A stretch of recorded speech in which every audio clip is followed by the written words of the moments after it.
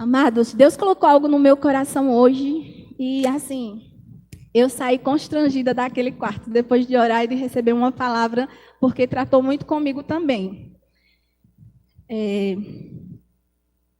Deus pergunta essa noite e, em uma forma de reflexão, nós somos aprovados por quem? Por quem nós somos aprovados? Nós estamos querendo, desejando a aprovação de quem? É muito relativo isso, né? Muitas vezes a gente abre a boca e diz: eu quero ser achado em ti, Senhor. A gente canta, né? Eu quero e ser achado nele. Mas para a gente ser achado em Jesus, a gente precisa ser aprovado por ele. E aí eu trago hoje algumas perguntas para vocês refletirem, como eu também já refleti nessa tarde. Buscamos aceitação em vários ambientes. A gente busca ser aceito no nosso trabalho, na nossa faculdade, na escola, na rodinha de amigos, até na igreja a gente busca ser aceito, né? A gente quer fazer parte de um grupinho. A gente quer, de qualquer forma, fazer parte de algum lugar. Amém? Só que muitas vezes, e nos tempos de hoje, nós estamos vivendo e nos preocupando mais em sermos aceitos pelas pessoas do que sermos aceitos pelo Senhor, do que termos a aceitação e a aprovação de Deus. Né? Muitas vezes a gente se cala, muitas vezes a gente deixa de falar o que é certo, porque aquilo ali pode constranger alguém, alguém pode não gostar, né? Só que quando a gente vai lá para a palavra, e eu quero que vocês abram aí, esse vai ser o versículo base, né, da palavra que o Senhor me deu hoje. Vamos lá para 2 Timóteo.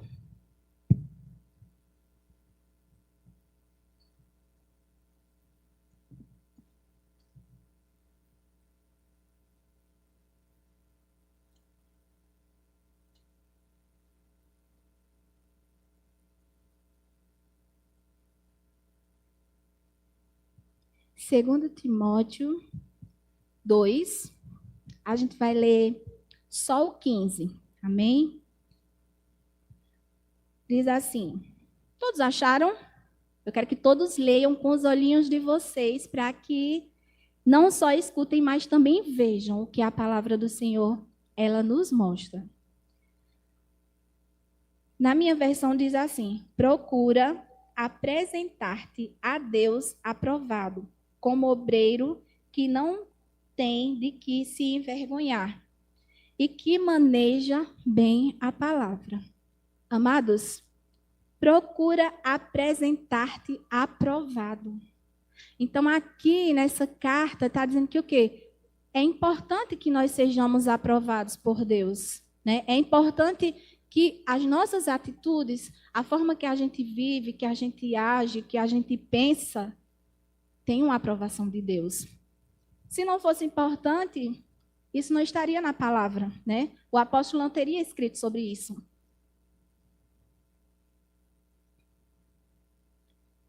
E aí a gente vê que muitas vezes a gente acha que quem está aqui ministrando, quem está aqui tocando, quem está fazendo alguma coisa no DI, ou na porta, ou na sua vida, nem precisa ser na igreja, mas eu estou falando de igreja porque a gente está na igreja hoje, né?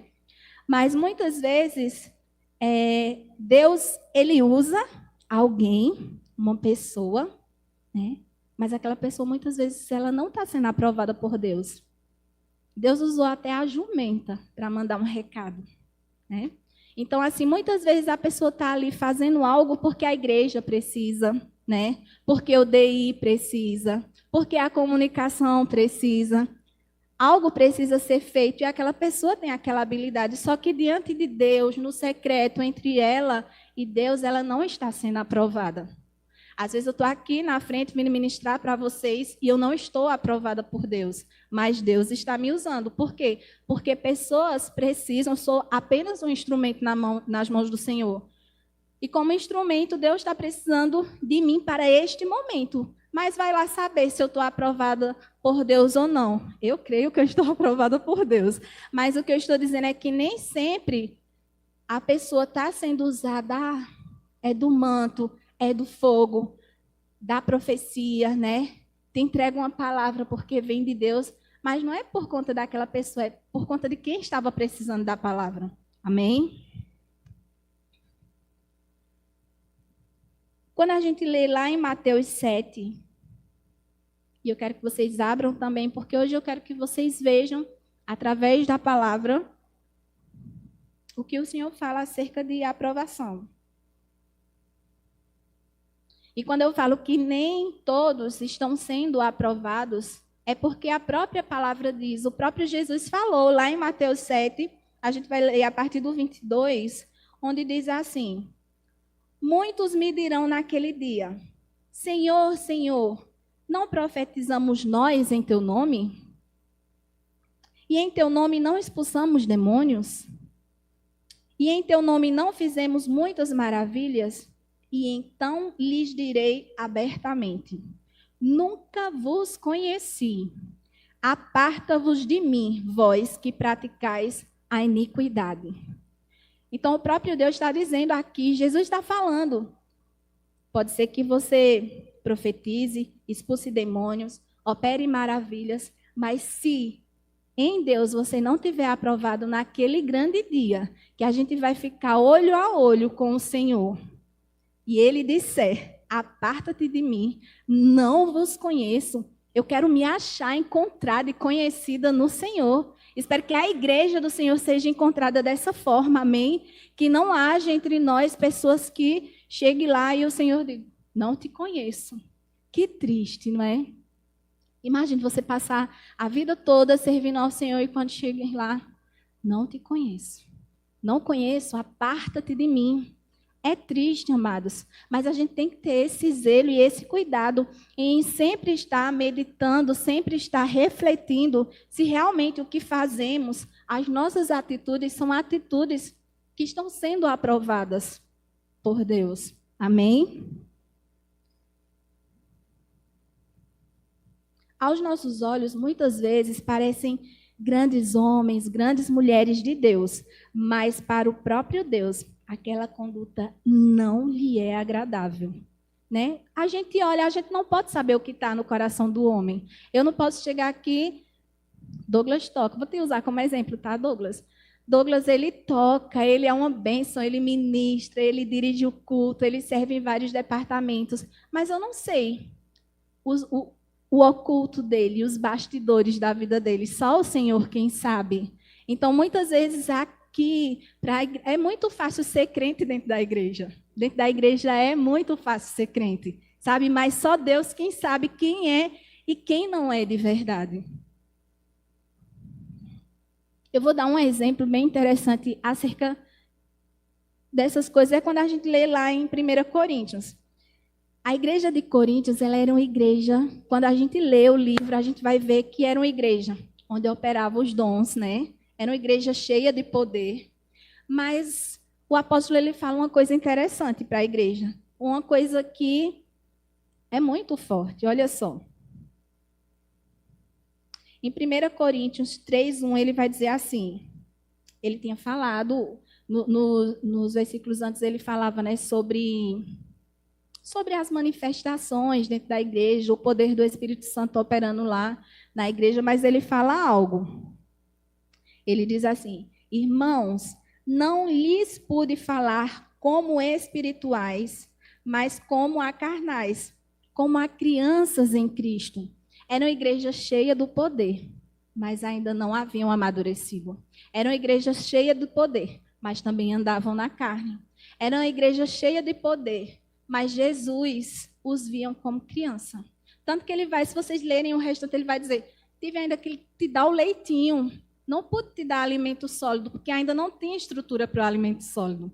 Então, assim, manifestação de poder não é por conta... Se eu operar aqui no poder, operar uma maravilha, não é por mim, é por alguém que precisa da cura, do poder, não é por mim. Geralmente, o dom que nós recebemos é em benefício do outro.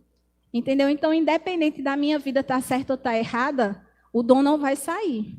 O dom... Tem umas músicas aí que cantam fora da palavra, mas Deus não toma. Deus deu e Deus tomou, não. O que Deus dá permanece para a gente. Amém? Então, Deus me deu, Deus tomou, não, gente. Deus dá e está dado. Não tem como tirar. Então, o dom que tu recebeu é teu, e independente da vida que você esteja tendo, esse dom vai operar. Não por sua causa, mas por causa das pessoas que precisam do seu dom. Amém? Quando a gente vê também, lá em Gálatas 1:10, vai dizer assim: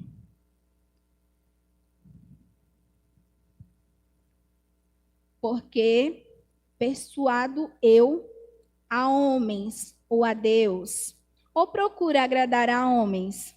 Se tivesse ainda agradando aos homens, não seria servo de Cristo.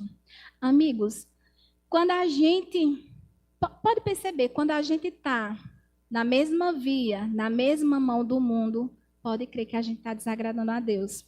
Quando a gente agrada o mundo, a gente está desagradando a Deus. Né? Quando a gente decide fazer a vontade do mundo, a gente deixa de fazer a vontade de Deus. Então, o crente, ele sempre vai estar na contramão do mundo. É o mundo dizendo que isso é certo e o crente dizendo, não, isso está errado. A palavra diz que está errado, a Bíblia diz que isso é errado, a Bíblia diz que isso é pecado.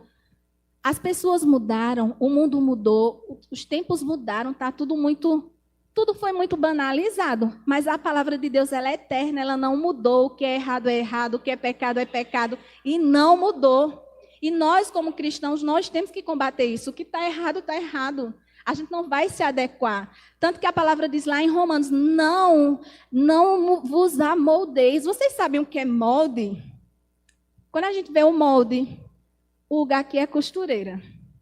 Uga, quando vai fazer a roupa e tirar o molde, ela pega uma roupa, não é isso, Uga, que já está pronta, e ela molda por aquela roupa, para que outra saia igual.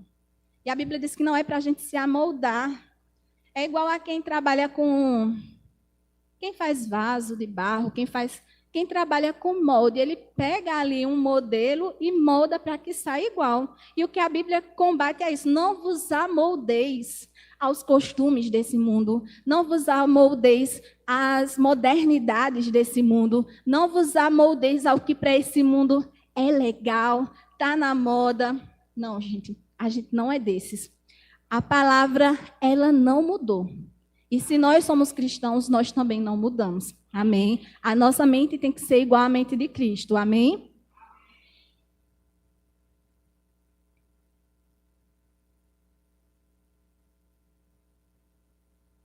Lá em Atos 5:29 diz assim. Vocês querem abrir Atos 5:29?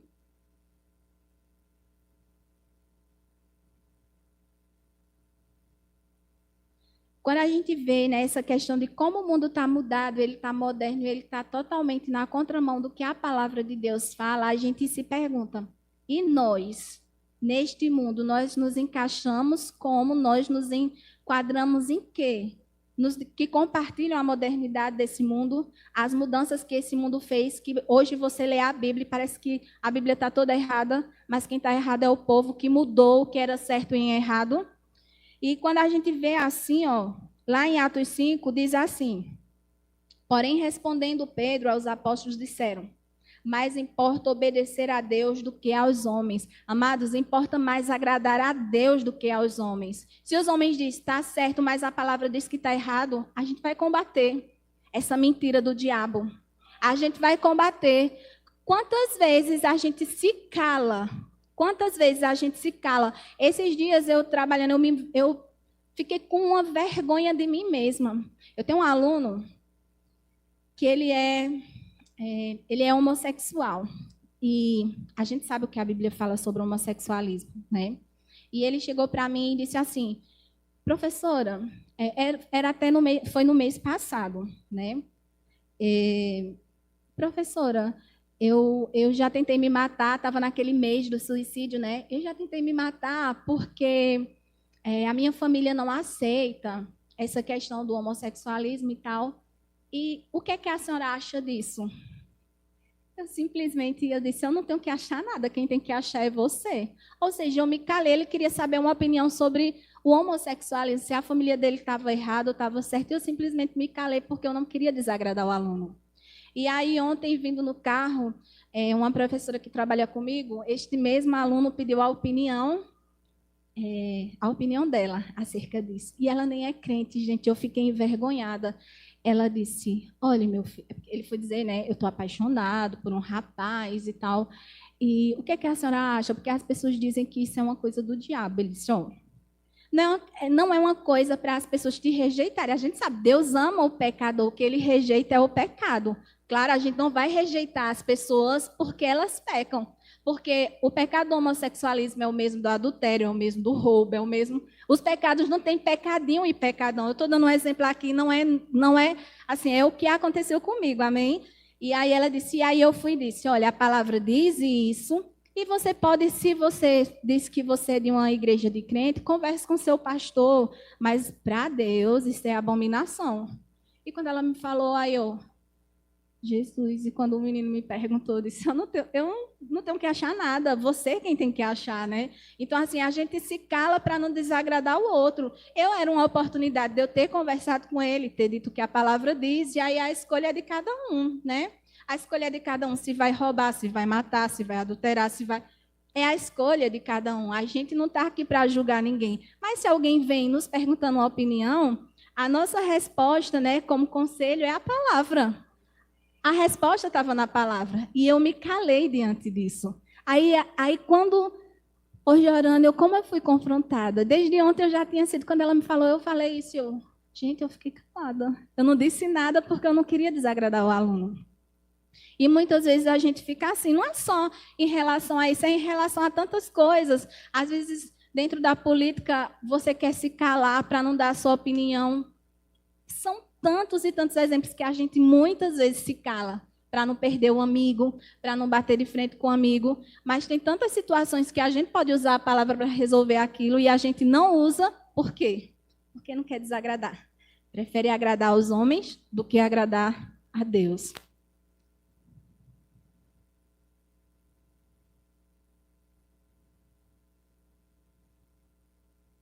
E aí eu estava dando esses dias, né? Assim, pensando sobre como é interessante, né, a palavra. E estava dando aula de física e vendo vetores, né? E me veio uma coisa que, justamente eu estava com esse versículo, né? Agradar mais a Deus do que aos homens. Isso já tem um bom tempo ardido no meu coração sobre refletir a quem eu tenho agradado, né? A Deus ou aos homens. E eu estudando para dar uma aula de física sobre vetores, e o vetor ele funciona, para que a gente calcule um vetor, a gente precisa saber o módulo do vetor, a direção e o sentido. E Deus é lindo que ele dá umas direções para a gente também fazer umas coisas assim, umas conexões entre isso, né? E é muito interessante que, como cristão, nós andamos no modelo sentido e direção opostos, diferente do vetor que precisa seguir um modelo, um módulo em uma direção para que a gente possa calcular. Nós cristãos, a gente tem como o nosso modelo, ele é Cristo. Nós andamos em sentido à santidade, com direção à eternidade. E para isso a gente precisa agradar a Deus. Importa agradar a Deus. Mesmo que você esteja desagradando alguém, se esse alguém não for Deus, está tudo certo. Se o que você está fazendo... Amado, se Deus te manda fazer algo que vai desagradar um homem, mas é uma direção de Deus, vai lá e faz, porque você está respaldado, amém? 1 Coríntios 4:5, ele diz assim...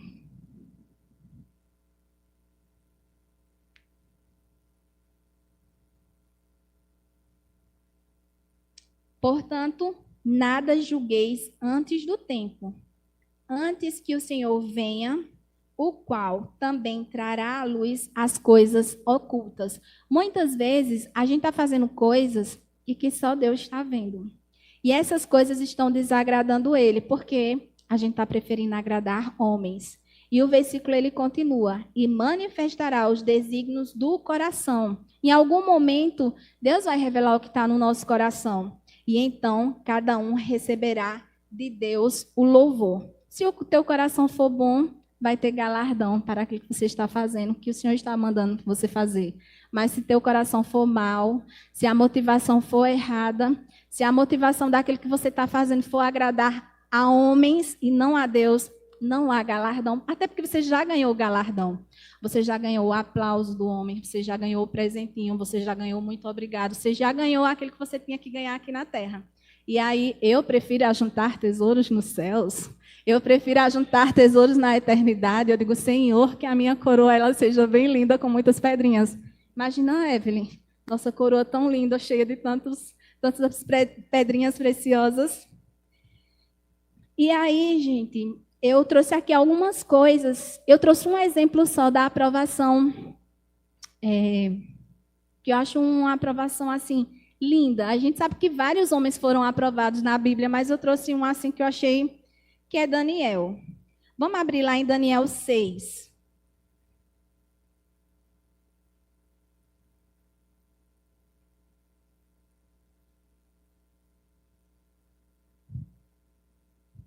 Eu ia ler só o versículo que eu queria falar, mas esse texto é tão maravilhoso que eu vou ler bem rapidinho, só eu tenho uns minutinhos ainda, só para que a gente veja a fidelidade de Daniel e por que ele realmente era aprovado por Deus. No 6:1.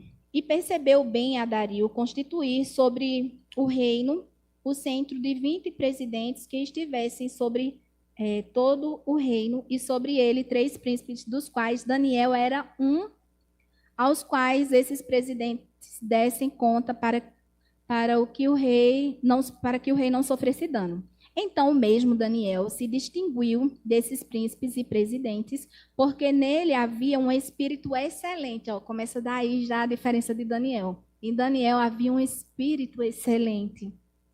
E o rei pensava constituí-lo sobre todo o reino. Então, os príncipes e os presidentes procuraram achar ocasião. Sempre tem aquela pessoa que procura uma falha na gente, né? Então, procuraram achar ocasião contra Daniel a respeito do reino, mas não podiam achar ocasião ou culpa alguma, porque ele era fiel e não se achava nele nenhum vício nem culpa. Daniel era correto diante de Deus, diante do rei também. Então estes homens disseram: nunca acharemos ocasião alguma contra este Daniel. Até eles sabiam que não iam achar, porque Daniel sempre foi correto. Se não a procurarmos contra ele na lei do seu Deus. Então ele sabia que na lei de Deus ele podia achar uma brecha ali, né? Então estes príncipes e presidentes foram juntos ao rei e disseram-lhe assim: ó rei Dario, vive eternamente. Todos os príncipes do reino e os prefeitos e presidentes, capitães, governadores, tomaram conselho a fim de estabelecerem um edito real e fazerem firme este mandamento, que qualquer um que, por espaço de 30 dias, fizer uma petição a qualquer deus ou a qualquer homem, e não a ti, o rei, ó rei, seja lançado na cova dos leões. Então, ali ele achou uma brecha. Como eles sabiam que Daniel orava todos os dias, né, ao Deus de Daniel, então a brecha estava ali. Eles articularam algo para que Daniel caísse, né? Agora, pois, ó rei, confirma o edito e assina a escritura para que não seja mudada conforme a lei dos medos e dos persas, que se não pode revogar. Por esta causa, o rei Dario assinou esta escritura e edito. Daniel, pois, quando soube que a escritura estava assinada, entrou em sua casa. Ora, havia no seu quarto janelas abertas da banda de Jerusalém, e 3 vezes no dia se punha de joelhos e orava e dava graças diante do seu Deus, como também antes costumava fazer. Então, aqueles homens foram juntos e acharam Daniel orando e suplicando diante do seu Deus. Então, se apressaram e disseram ao rei: no tocante ao mandamento real, porventura não assinaste o edito pelo qual todo homem que fizer uma petição a qualquer deus ou a qualquer homem por um espaço de 30 dias, e não a ti, ó rei, seria lançado na cova dos leões? Respondeu o rei e disse: esta palavra é certa conforme a lei dos medos e dos persas, que não se pode revogar. Então responderam e disseram diante do rei: Daniel, que é um dos transportados de Judá, não tem feito caso de ti, ó rei, nem do edito que assinaste antes 3 vezes por dia faz a sua oração. Ouvindo então o rei o negócio, ficou muito penalizado e a favor de Daniel propôs dentro do seu coração livrá-lo, e até o pôr do sol trabalhou para salvá-lo. Então, aqueles homens foram junto ao rei e disseram ao rei: Sabe, ó rei, que é uma lei dos medos e dos persas que nenhum edito ou ordenança que o rei determine se pode mudar. Então o rei ordenou que trouxessem a Daniel e o lançaram na cova dos leões. E falando o rei disse a Daniel: O teu Deus, a quem tu continuamente serves, ele te livrará. E foi trazida uma pedra e foi posta sobre a boca da cova. E o rei selou com o seu anel e com o anel dos seus grandes para que não se mudasse a sentença acerca de Daniel. Vou parar por aqui porque o capítulo é grande. Amados, a gente pode ver nesse capítulo e nesse texto que Daniel não mudou a condição do coração dele. Ele orava a Deus 3 vezes ao dia. E não foi por causa da lei de homens que ele mudou a condição que estava no coração dele. A lei que estava no coração dele dizia: eu tenho que orar e eu tenho que adorar a Deus 3 vezes ao dia. E foi justamente por conta dessa atitude dele que ele foi livre da cova dos leões. Quando a gente lê lá no 22, só para que a gente encerre, o meu Deus enviou, quando o rei, né, vai lá olhar e saber se Daniel tinha sido devorado pelos leões, o rei diz no 21, então Daniel falou ao rei: ó rei, vive para sempre. O meu Deus enviou o seu anjo e fechou a boca dos leões para que não me fizessem dano, porque foi achada em mim inocência diante dele. E também contra ti, ó rei, não tenho cometido delito algum. Amados, é lindo isso, porque Daniel, ele era justo, ele era correto diante de Deus, mas também diante do rei. Por isso que o rei ficou com pena quando teve que jogar ele na cova dos leões. Ele tentou de toda forma, mas aquele povo era tão ruim porque queria tomar o lugar de Daniel e acabou, né, armando aquela estratégia de, mas Deus, ele é um Deus que nos guarda. Quando a gente anda em retidão, o Senhor nos guarda. Se o nosso coração ele é reto diante do Senhor, a gente sempre vai estar guardado nele. Amém? E aí eu trouxe algumas coisas que agradam a Deus. Não vou só trazer para refletir, você tem agradado a Deus? Eu também vou te dar algumas chaves que agradam a Deus. Primeiro é o coração. A Bíblia diz que Deus sonda os nossos corações. E dos corações, a gente pode falar sobre Davi, quando fala, né, que Davi era um homem segundo o coração de Deus. Então, imagine você ser conhecido. Eu sou um homem segundo o coração de Deus. É muito lindo. Você tem que ter muito mérito diante de Deus. Quando a gente lê lá em Atos 13, 22, ele vai falar sobre Davi assim, ó. Depois que tirou o reinado de Saul, deu-lhes Davi como rei, sobre quem testemunhou: achei Davi, filho de Jessé, homem segundo o meu coração. Ele fará tudo conforme a minha vontade. Então, ter um coração alinhado com o coração de Deus é uma das chaves. Sabe, é uma das chaves que vai agradar a Deus. Então, a gente precisa ter o nosso coração alinhado com Deus. E para que a gente tenha esse coração alinhado com Deus, a gente precisa realmente ter aquele coração, como a Bíblia diz, um coração humilde e manso, porque assim é o Senhor. Ele é humilde e manso de coração. Amém? Uma outra chave é louvor e adoração. Quando a gente lê lá em Lucas 7, do 37 ao 38, a gente vai ler. Ele fala assim: quando Jesus estava assentado à mesa, aproximou-se uma mulher que, chorando, lavava os pés de Jesus com lágrimas e enxugava os pés com os cabelos. E em seguida beijava e ungia os pés de Jesus com um unguento que estava no vaso. Amados, quando a gente continua lendo, né, eles questionaram ali, né, porque aquela mulher, ela era uma mulher pecadora e tal, e Jesus fala assim: eu cheguei e não me beijaste, eu cheguei aqui, ela lavou os meus pés com suas lágrimas e enxugou com os seus cabelos. Então, uma coisa que agrada ao Senhor é o louvor e é a adoração. É louvar e adorar a Deus. Amém? Agora que esse louvor seja de todo O coração. O coração sempre está envolvido naquilo que a gente faz para o Senhor. Amém? Agora tem uma coisa, é louvar a Deus, porque quando a gente lê lá em 2 Coríntios 10, 18, ele diz assim, ó, esse louvor e essa adoração é somente ao Senhor.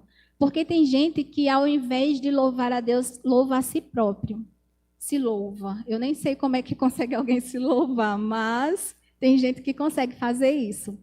Então, ele diz assim, porque não é aprovado. Então, veja, não é aprovado quem a si mesmo se louva, mas sim aquele que louva ao Senhor. Tem gente que gosta de se engrandecer, porque eu sou tal, eu sou o bambambam, eu sou isso, eu sou aquilo. Amados, a gente não é nada sem Jesus. Se não fosse Jesus, nós não seríamos nada. A gente é uma coisinha assim porque a gente tem Jesus, mas tira Jesus da tua vida para ver o que é que sobra. Nada. Tudo que somos, tudo que temos, tudo que fazemos é por conta do Senhor. É para Ele, por causa dEle, todas as coisas. E oração, né, gente? Uma outra chave é a oração. Como eu acabei de falar, Daniel, né, foi por conta da oração dele. Daniel orava 3 vezes por dia. Então, naquela oração, naquela conversa, né, que ele tinha intimidade com Deus, ele tinha comunhão com o Senhor. Então, a oração também é uma das chaves para que a gente agrade a Deus. Porque um crente que não ora, amados, eu não posso nem dizer que é crente. Se você diz, eu sou crente e não oro, é preciso você rever realmente essa sua condição de cristão. E Jesus, que é um exemplo de pessoa que orava, era Jesus. Para tudo, Jesus orava. Ele ia multiplicar, ele ia fazer um milagre, ia multiplicar os pães, ele orava, Senhor, eu te dou graças. Ele ia para um monte orar sozinho, que até os apóstolos cochilavam, mas Jesus estava lá firme e forte orando. Ele ia ser crucificado, mas antes ele orou, né? Então, a oração era algo constante, era rotineiro na vida de Jesus, e tem que ser assim na vida da gente também. Se ele é o nosso modelo, a gente tem que ser crente que ora, né?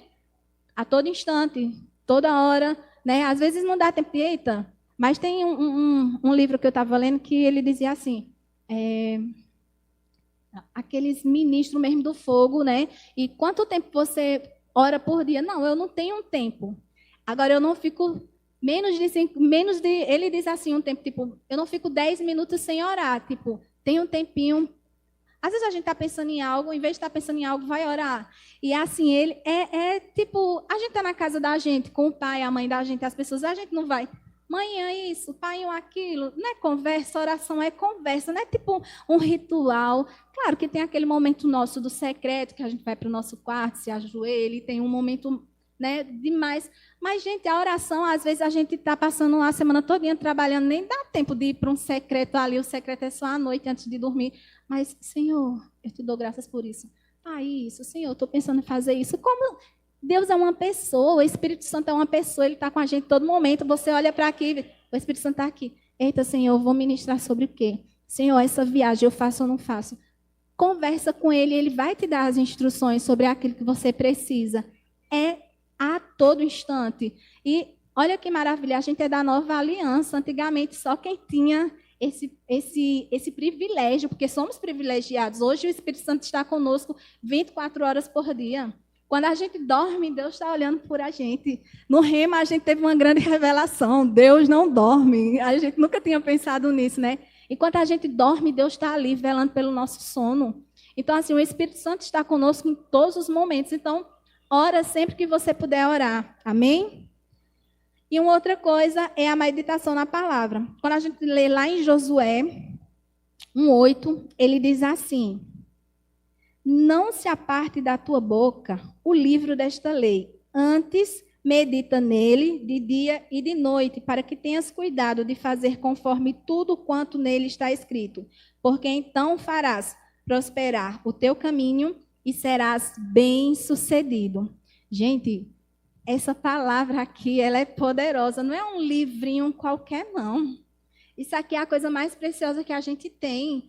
Ela nos ensina sobre tudo, ela nos dá instrução sobre tudo. Se é cura que você precisa, ela te ensina sobre cura. Se é prosperidade, ela te ensina sobre prosperidade. Sabe? Se é sobre ser uma pessoa melhor, ela vai te instruir a ser uma pessoa melhor. Não tem nada que você precise de resposta que a Bíblia não tenha. Amém? E a outra chave é a fé. Fé é uma chave muito importante para agradar a Deus. Até porque, quando a gente vai lá para Hebreus 11, e eu quero que vocês abram Hebreus 11.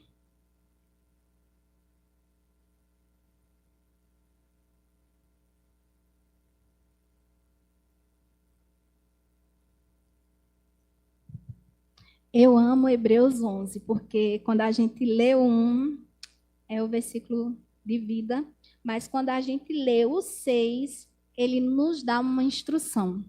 Ele diz, Hebreus 11, 6, ora, sem fé é impossível agradar a Deus. Porque é necessário que aquele que se aproxima de Deus creia que ele existe e que ele é galardoador, presenteador, aquele que gosta de dar presentes aos que o buscam. E uma outra versão diz assim: ora, sem fé é impossível agradar a Deus, pois é necessário que aquele que se aproxima de Deus creia que ele existe e que ele é galardoador dos que o buscam. Amados, fé é uma das chaves. Sem fé não tem como você agradar a Deus, até porque a palavra diz assim: se com o teu coração você crê e com a tua boca confessar, então para que você creia que Jesus veio a este mundo, é necessário fé. Esse crer que ele fala é acreditar que vem de fé. Você precisa ter fé que Jesus veio, que ele é o Filho de Deus e que veio para esse mundo para nos salvar. Então, sem fé não tem como agradar a Deus. Amém? Quer um exemplo de fé? Que a Bíblia fala só para a gente ter. Quando vocês abrem lá em Mateus 8:10, vão abrindo aí. Não precisa abrir, eu vou ler porque o tempinho já está. Vocês lembram da história do centurião? Quando, ele veio pedir a cura para o servo dele, Jesus disse, e ele disse: "Não, Senhor, não precisa ir. Dá só uma palavra e debaixo desta palavra ele será curado." Olha que maravilha. Jesus, no 10, acerca desse texto, ele diz assim: "E maravilhou-se Jesus, ouvindo isto, e disse aos que o seguiam: em verdade vos digo que nem mesmo em Israel encontrei tanta fé." Nem mesmo em todo Israel. Jesus já tinha passado por várias coisas ali, visto várias pessoas, muitas curas, muitos milagres, mas a fé daquele homem era tamanha que o escritor desse livro, ele colocou em evidência: nunca vi, em verdade vos digo que nem mesmo em Israel encontrei uma fé deste tamanho. Então, assim, foi uma fé que agradou a Deus. Foi uma fé que disse: não, o senhor não precisa ir, não. Lança a palavra que ele será curado. Muitas vezes a gente precisa, e põe as mãos. Não, só ora que vai ser curado. Ora da tua casa, ora numa ligação. Eu acredito que na tua oração vai ser curado. Se alguém disse que eu ore, a cura está naquele que eu também acredito. Se eu acredito que vou ser curado, eu vou. Teve uma época da minha vida que eu estava achando, o médico achava que eu estava com cálculo renal. Eu disse: Senhor, eu não posso estar com esse negócio, não. Se eu orar, as pessoas são curadas. Se eu orar por mim mesma, eu também vou ser curada. Orei e fui fazer o exame só para dizer: não vai ter nada, não. E quando recebi o exame, eu disse: tem quantos cálculos? Nenhum, seu rim é limpinho, viu? Amém. A minha fé vale para mim também. Amém? Lá em Romanos 14:18 diz assim: porque quem nisto serve a Cristo, agradável é a Deus e aceito aos homens. Amados, se servimos verdadeiramente a Cristo, nós temos a aprovação de Deus e é visível aos homens também. Os homens vão ver e vão reconhecer que nós somos de Cristo.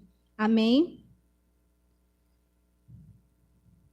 Ser aprovado por Deus, o que é ser aprovado e agradável a Ele, temos que olhar para Jesus. Se eu quero ser aprovado por Deus, eu preciso ir lá para Marcos 1:11 e entender o que é aprovação. O maior exemplo de aprovação é Jesus. Ele foi aprovado em tudo.